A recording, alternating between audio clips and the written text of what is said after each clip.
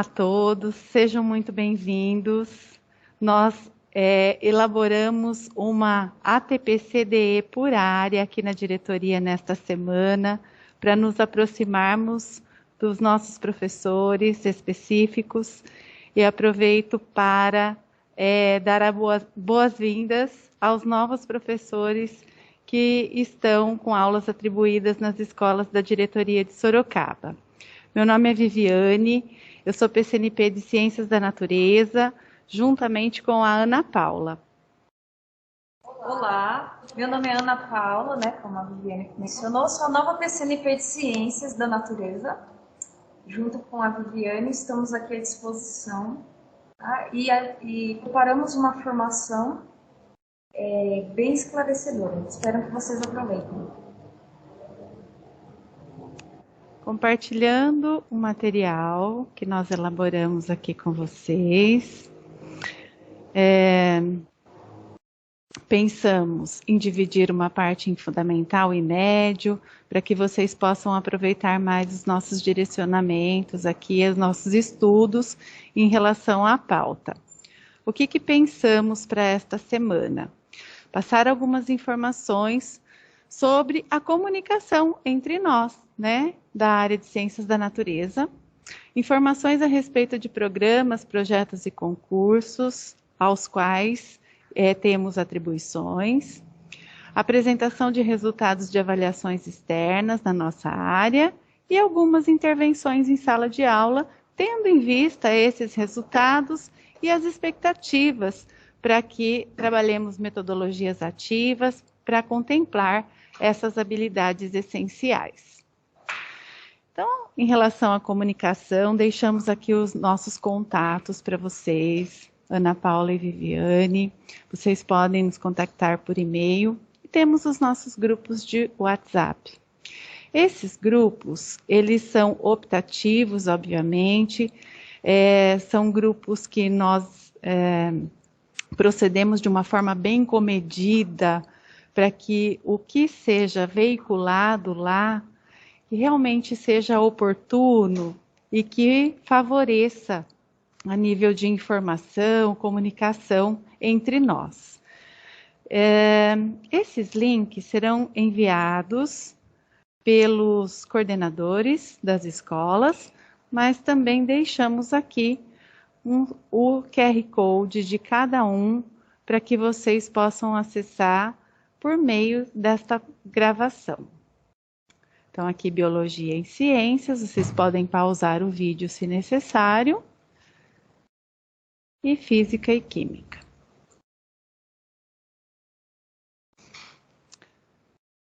Outra informação que precisamos passar para vocês é em relação à Semana Nacional de Prevenção da Gravidez na Adolescência. Esta semana, ela está respaldada pela legislação no Estatuto da Criança e Adolescente, que instaurou uma semana no ano para que as escolas abordem essa temática da gravidez na adolescência, tendo em vista índices alarmantes e todo o impacto que uma gravidez nesta faixa etária pode ocasionar na vida de adolescentes, tanto da menina quanto do menino. Então, para esclarecermos, para levar esse assunto para a sala de aula, para que eles possam pensar sobre isso e tenha uma intervenção institucionalizada da escola. Existe um período para que façamos essas intervenções, de 18 de fevereiro a 18 de março. Essas informações já foram passadas por boletim e eu aqui estou aproveitando esse momento para lembrá-los.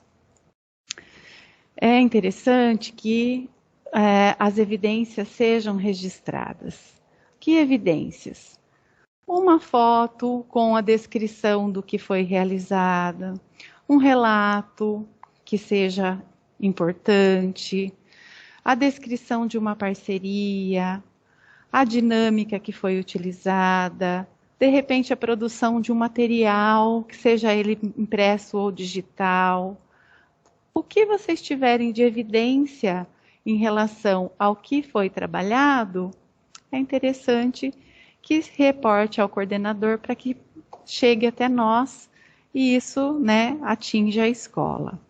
E quem vai trabalhar?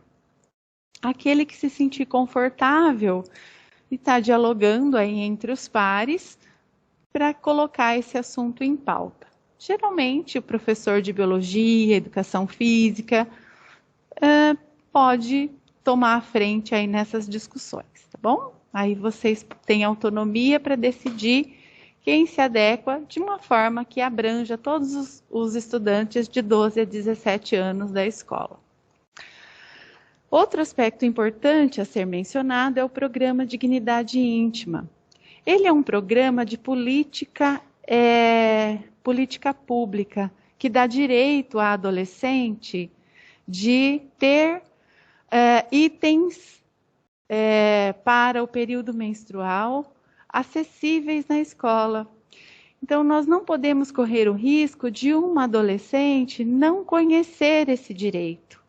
É importante disseminar essa ideia entre elas, para que elas possam se reportar a algum profissional da escola que saiba quem é esse profissional, aonde que ela vai buscar esse absorvente, para que ela se sinta respaldada neste período. Outra informação bacana para a área de ciências da natureza que nós não podemos deixar de divulgar é a Olimpíada Brasileira de Astronomia e Astronáutica. Nós estamos com participação ativa de algumas escolas. É uma Olimpíada que tem um caráter pedagógico, que ela busca, né, cativar o interesse do estudante por astronomia, por astronáutica, e ela prevê a difusão de conhecimentos básicos que perpassam pelas áreas de ciências, física e geografia. Elas têm níveis, estudantes do segundo ano do ensino fundamental até o 9º ano podem participar e todo o ensino médio. Tem material didático, tem planetário para ser agendado. Só entrar no site e eles dão um respaldo para vocês. Como que as escolas costumam proceder? Algumas inscrevem parte dos alunos que se interessam e que têm afinidade com o tema. Algumas colocam turmas para que sejam realizadas essas avaliações. Uma possível informação que seja importante para vocês é que muitas vezes a escola precisa imprimir o material. Então, se a escola inscreve um número grande de alunos, talvez não consiga dar conta disso depois em termos de logística e o aluno muitas vezes não se interessa pela temática. Mas é importante fomentar para que aqueles que gostem se sintam estimulados e tenham aí motivação para continuar os estudos em astronomia. Em 2021, nós temos escolas participantes, daquelas que eu fiz o mapeamento ano passado, troquei ideia aqui com a vinda da Ana Paula agora, passando as informações para ela, são Ageu, Altamir, Cirilo, Fernanda e Jorge Madureira. Então, essas escolas participaram e tiveram premiação pela minha investigação. Se tiver mais algum professor que tenha participado, que tem premiação, entre em contato conosco para que a gente amplie no nosso banco de dados aqui, nos nossos registros, para que a gente coloque a escola de vocês também. Bom, então vamos falar um pouquinho agora de resultados educacionais. Nós tivemos o SARESP, que avaliou Ciências da Natureza, e as AAPs, que vêm avaliando a nossa área também. No SARESP 2021, nós observamos que a Diretoria de Ensino de Sorocaba, aqui na coluna, na última coluna, né, à direita, obteve os seguintes resultados. Vamos lá. Como que está distribuído essa tabela aqui? Então, aqui estão mostrando os dados apenas de Ciências da Natureza, numa distribuição por escala de proficiência. Essa escala de pontuação Ora, ela coloca o aluno com uma classificação insuficiente, suficiente ou avançada, dependendo da etapa de ensino em que ele se encontra. Por exemplo, se o estudante tem 250, no quinto ano ele estaria verde, que é adequado. Mas no nono ano, com essa pontuação 250, ele é básico. E se ele tiver a pontuação 250 no ensino médio, essa pontuação já coloca o aluno numa classificação abaixo do básico aqui, insuficiente, tá bom? Muito bem.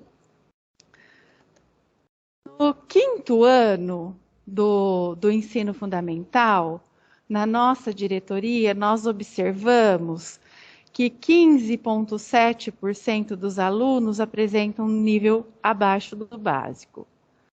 Básico 31, adequado 39,8. Se somarmos básico e adequado, temos 70% desses alunos nesse nível aí que é considerado suficiente. E 13,5 avançado. No nono ano, olha, quase 20% dos alunos abaixo do básico, 49% no básico, adequado apenas 25% e avançado 6,6%. No ensino médio, nós temos 49,6% abaixo do básico, básico 40%, adequado apenas 8% e avançado 1,2%. Então, o que esses dados nos revelam? Nos revelam que ao longo do tempo, os resultados da escola não são tão diferentes da diretoria de ensino. Ao longo do tempo, nós observamos aí esses retângulos azuis, do quinto para o nono para o terceiro, que o aluno, no quinto ano tem 15,7% abaixo do básico. No nono ano já sobe para 19% abaixo do básico. E quando ele chega no ensino médio, 50% dos alunos estão abaixo do básico. Então, aumentou progressivamente o abaixo do básico. E o que acontece com avançado, por exemplo, aqueles alunos que vislumbram, que curtem muito ciências da natureza? Eles estavam com 13,5 e aí foram 6,6 e terminam o ensino médio com 1,2. Nossa, avançado, poucos alunos são avançados, mas eu acho que a representatividade de avançados no quinto ano é grande, de 13,5%, para nós perdermos esse vislumbre aí pelas ciências da natureza ao longo do tempo. E, ao mesmo tempo, 70% básico mais adequado no quinto ano, depois 74%, e quando chega no ensino médio, apenas 49% está adequado, pensando em básico e adequado aí. Estariam suficientes, tá bom? Então, a Olimpíada Brasileira de Astronomia, por exemplo, é um simples exemplo de como fomentar a ciência com a temática astronomia, mas nós temos muitas outras possibilidades e a ideia é que nós vamos pensando em novas metodologias, porque estamos vivenciando o currículo paulista que está em fase de implementação, e esse currículo paulista requer esse olhar diferenciado, porque nós estamos com um aluno com defasagens, com novo perfil geracional, ligado à tecnologia, com um tempo de concentração possivelmente menor, é uma hipótese, Vamos investigando qual é o perfil desse aluno para que nós possamos atingi-lo. E as APs? O que as APs revelaram? Pensando em física, elas nos mostram que algumas habilidades elas tiveram um índice bem baixo em se tratando da primeira AP, lá no primeiro bimestre. Os dados que estão aqui apresentados são apenas do primeiro bimestre, primeiro, segundo, terceiro ano de física. Então, no primeiro ano, eles tiveram dificuldade em diferenciar temperatura, calor e sensação térmica em diferentes situações de equilíbrio termodinâmico cotidianos. 8% apenas dos estudantes acertaram esta questão, né, que se referia a essa habilidade. No segundo ano, explicar propriedades térmicas das substâncias, associando o conceito de temperatura numa escala absoluta, utilizando o modelo cinético das moléculas. E no terceiro ano, relacionar o campo elétrico com carga elétrica e campo magnético com cargas elétricas em movimento. Essas são as 3 habilidades que foram identificadas aqui na AP, mas nós lembramos que essas habilidades elas precisam estar relacionadas com aquelas essenciais. E das essenciais, elas aparecem no currículo, como que elas estão no caderno do aluno, que recurso didático nós podemos utilizar, se é um vídeo, se é um texto, se é livro didático, para que o aluno possa consolidar esta habilidade.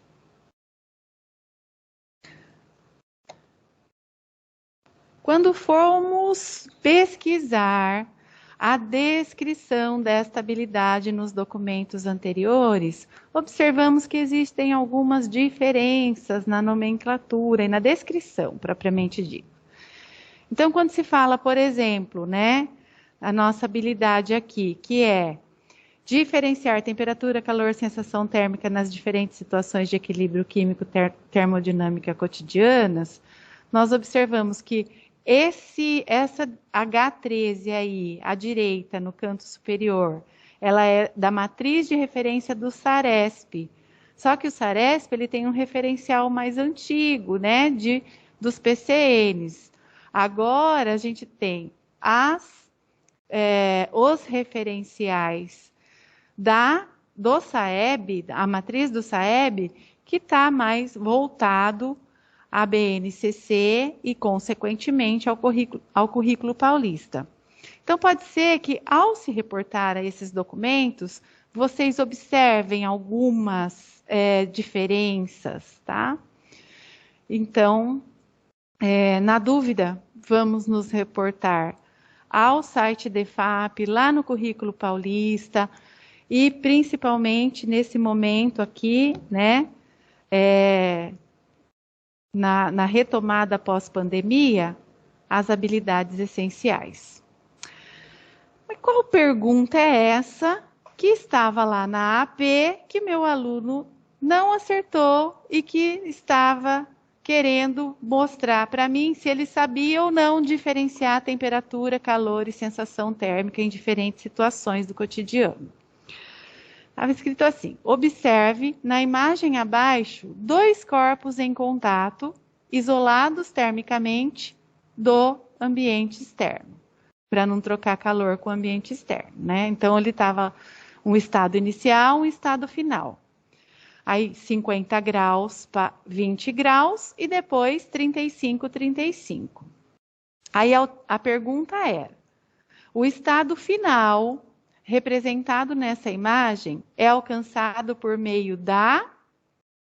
E aí nós observamos que é a transferência, né, da energia térmica, e 8% dos alunos apenas acertaram.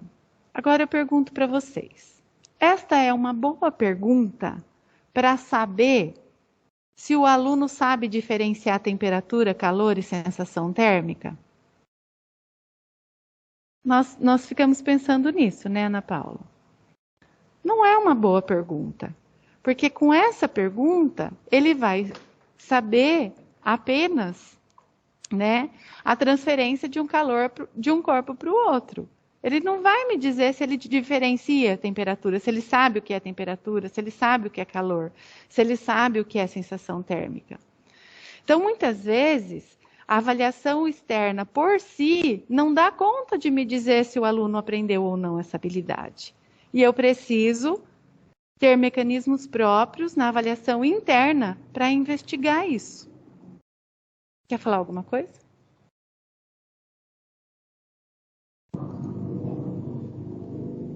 Aí, em ciências da natureza, ainda biologia, temos 3 habilidades que foram aí observadas nos primeiros, segundo e terceiros anos, respectivamente. A primeira foi argumentar sobre a importância da vacina para a saúde pública com base em informação sobre a maneira como a vacina atua no organismo e o papel histórico da vacina para a manutenção e saúde individual e coletiva e erradicação das doenças. A segunda era relacionar as funções vitais das células e os respectivos componentes. E a terceira, no terceiro ano, escrever e reconhecer nomes científicos. Então é interessante olhar para essas APs, ver quais eram essas perguntas, tentar retomar essas questões, mas principalmente ter novas situações, novas metodologias para aplicar essas habilidades de uma maneira diferente, de uma forma que o aluno possa compreender, utilizando metodologias ativas para que ele possa atuar, utilizando tecnologia e problematização, né? Principalmente porque a investigação científica perpassa aí pelas nossas práticas pedagógicas quando se trata em ciências da natureza. Não esquecer que a habilidade ela vem de um conceito aqui de um verbo infinitivo que requer um fazer sobre um conteúdo, que é o objeto de conhecimento. Não se extermina conteúdo, o conteúdo ainda existe, mas temos que colocar uma funcionalidade para esse conteúdo. O que fazer com esse conteúdo, né? Identificá-lo, argumentar sobre ele, relacionar com outro conteúdo, observar situações em contextos e assim por diante. Da mesma forma, colocamos aqui este slide para que vocês possam observar como que a descrição desta habilidade aparece em outros documentos. E por fim, nós temos uma sugestão para vocês de uma metodologia ativa e vou pedir para a Ana Paula nos colaborar conosco nesta parte, tá? Que ela vai apresentar para vocês o que nós pensamos aqui.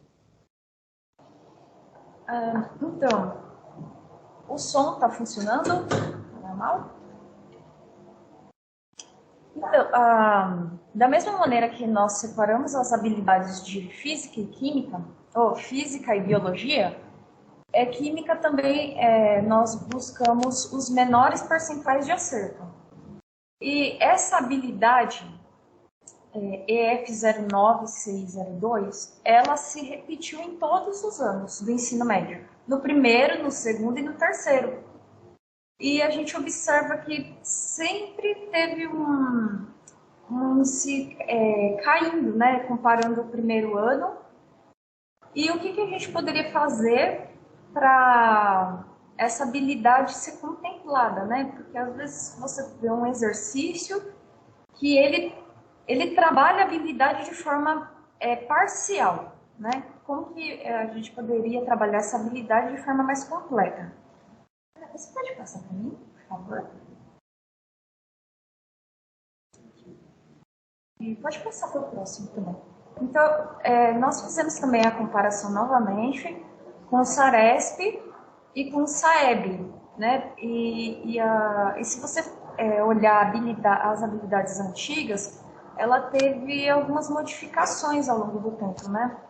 E o mais próximo é o SAEB, porque ele está nesse novo modelo do BNCC, tá bom? Próximo, por favor.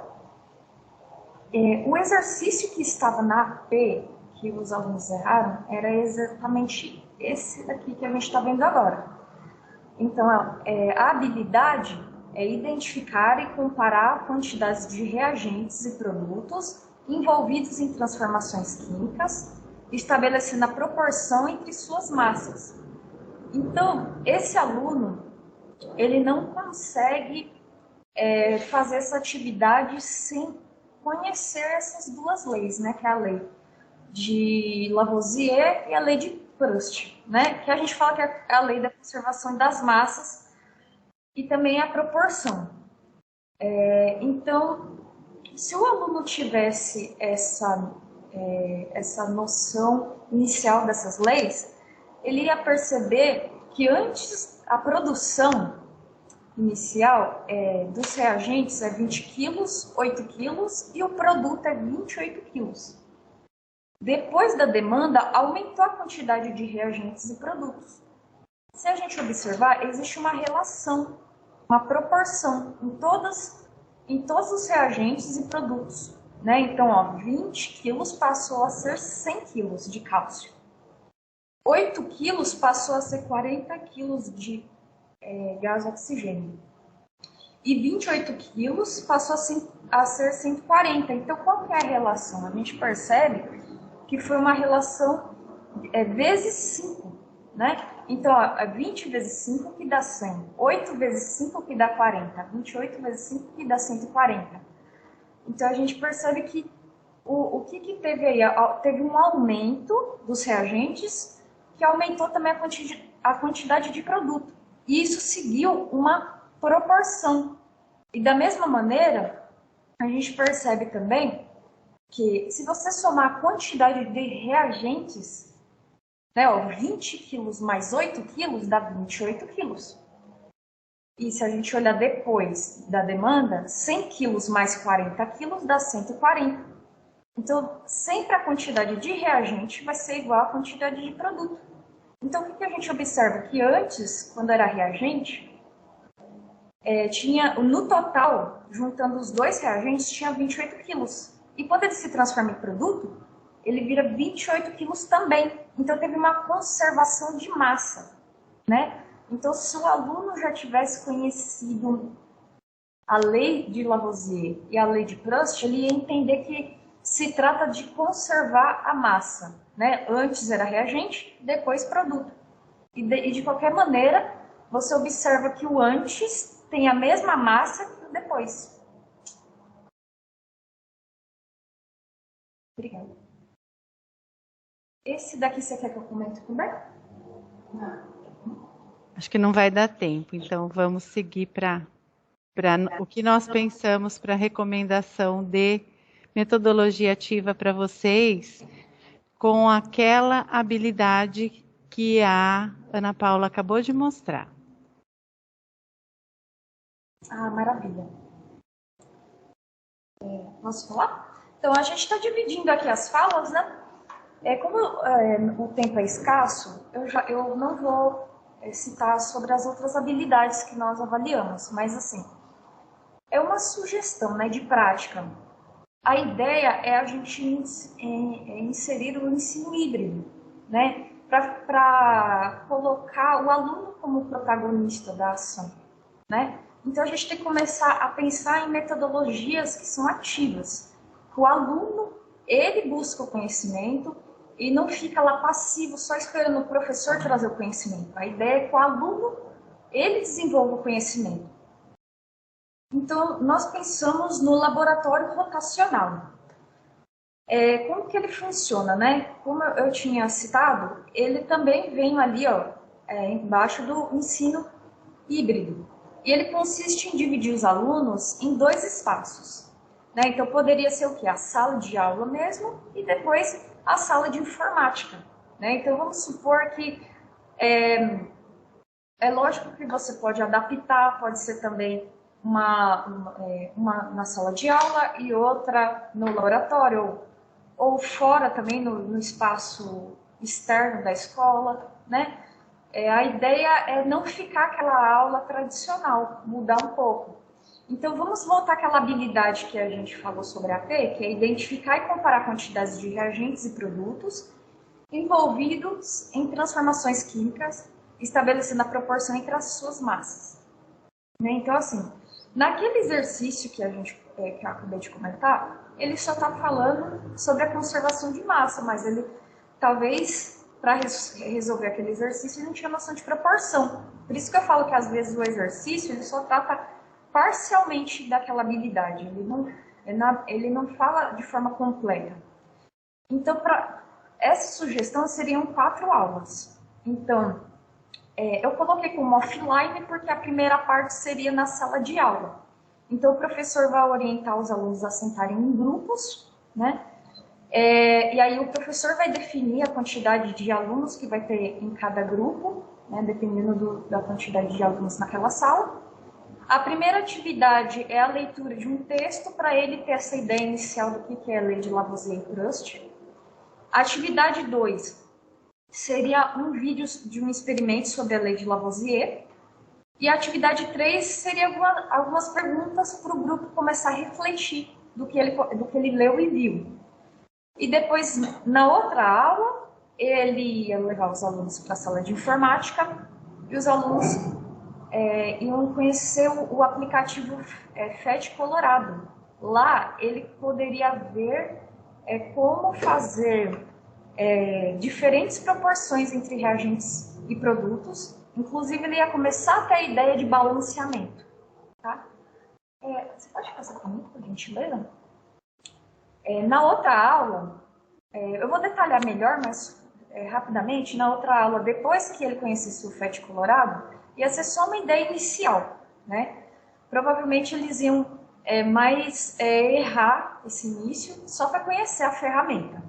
Então, na terceira aula, que seria a outra semana, o professor organiza os alunos novamente em grupo. A primeira atividade vai ser uma interpretação de esquemas que tem a ilustração. Aí a gente usa aquele modelo bolinhas de Dalton, que é o mais fácil para começar a entender. E depois a gente entra analisando dados experimentais, que aí a gente consegue trabalhar com cálculo. Aí é uma maneira mais fácil dele entender proporção e conservação. E por fim, depois que o aluno conseguiu desenvolver essa parte de fazer conta, ele pode retornar ao laboratório de informática e usar novamente o FET Colorado, porque dessa vez ele vai conseguir ir mais em frente, conseguir relacionar melhor com o que ele já aprendeu. E você pode colocar desafios para esse aluno, né, no FET Colorado. Então, voltando àquela primeira aula, né? Na primeira aula,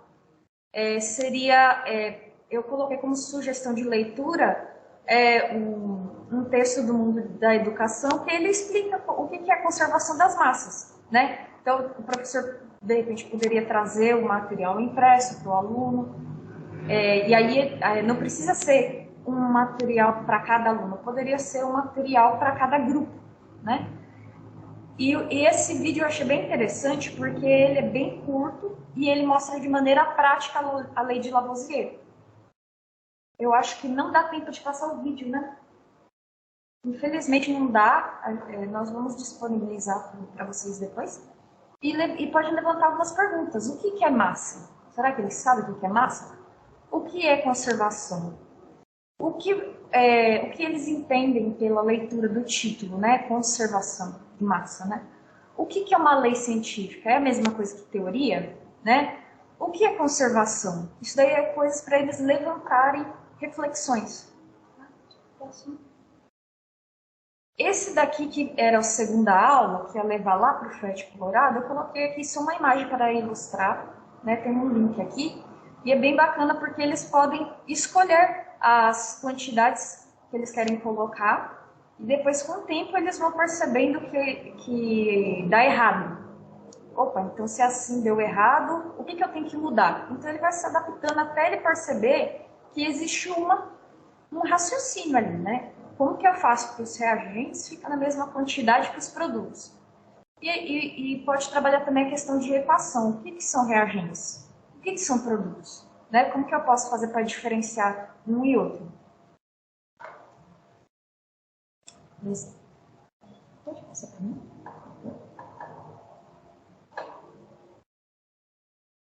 Obrigada. Esse daqui eu tirei do caderno do aluno mesmo, né? No caso do primeiro ano. que aí entra o modelo de Dalton, né, que aí a gente usa tudo bolinhas.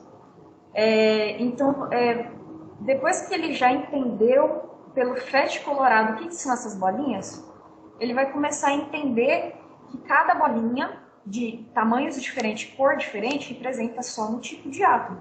Ele vai entender que, se for bolinha preta, é carbono. Se for bolinha vermelha, é oxigênio. O carbono sozinho é encontrado, por exemplo, na ferrugem. Desculpa. Quando a gente queima papel, a cinza do papel, né? E agora, o gás oxigênio, aí tem que ser a união de dois, né? Que é uma ligação. Então, o que aconteceu depois? Continuou a mesma quantidade de bolinhas, que são os átomos. O que mudou foi só o formato. Antes, um estava isolado, que era só o carbono. Depois, esse carbono ficou no meio da ligação, né? O gás carbônico. E aí, o que o professor pode trabalhar na sala? Essas perguntas, e aí os alunos podem responder a pergunta A e B, que eu tirei exatamente do caderno do aluno. Descreva o que você interpretou na leitura das formas de apresentar e representar uma equação, um processo de reação química. Comente sobre os exemplos representativos apresentados. Explique o que você entendeu sobre o que aconteceu com os átomos de oxigênio e de carbono durante a reação, né? Então, eu achei interessante passar primeiro o FET colorado. No FET colorado, por ser uma animação, né, ele consegue ver que cada símbolo de elemento químico é representado por uma bolinha de uma cor diferente. Então, quando ele chegar na aula para fazer esse exercício, ele vai ter mais facilidade de fazer.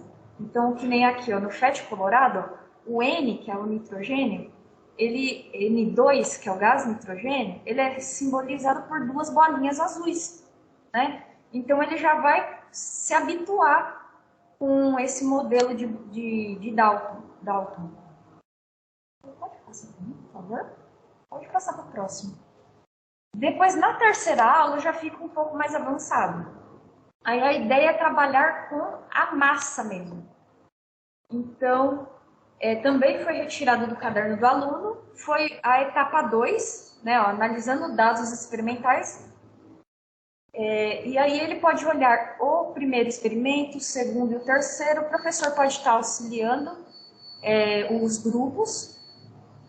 E ele pode estar falando o que está acontecendo entre o experimento 1, o 2 e o 3. Porque se a gente observar, todos se tratam dos mesmos reagentes e o mesmo produto. O que está mudando? São as quantidades de massa? Existe uma relação? Tem como prever algum deles? É possível fazer algum tipo de cálculo para saber quanto que aumentou do primeiro experimento para o segundo? Ou do segundo para o terceiro?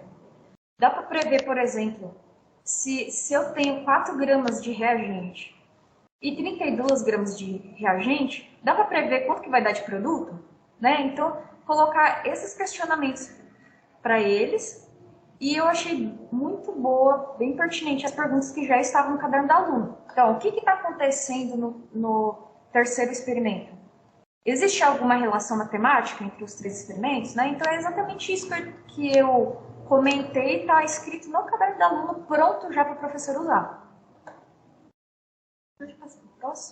E aí, na última aula, eu achei interessante o professor levar novamente para o FET colorado.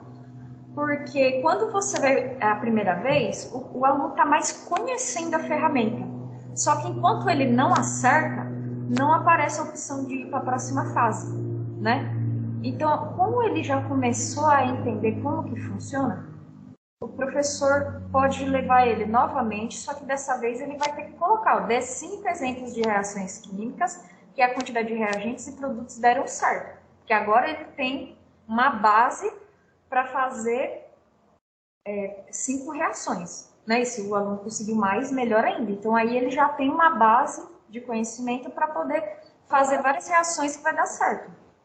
E aí, se o professor pensar num tempo didático que é insuficiente para essas 4 aulas, né, Ana Paula, ele pode rever aqui as sugestões, adequar. A ideia é o quê? É que ele tenha um suporte pensando numa metodologia ativa, que ele acesse o material aqui pesquisado, que ele acesse esse texto, que todos esses darão suporte para trabalhar essa habilidade na sala de aula. E o interessante é que quando o professor consegue incluir esses tipos de metodologias ativas, o aluno ele consegue desenvolver um perfil protagonista. Então, vai ter um momento que o aluno mesmo vai ter a iniciativa, né? É claro que o professor vai ter que ter aquele trabalho de montar a aula, né? Mas a ideia é o aluno buscar o conhecimento, ele sair daquela zona de conforto, de ficar ali só sentado ouvindo o professor falar. O aluno agora, ele tem que ter proatividade, ele que tem que ter iniciativa e buscar conhecimento.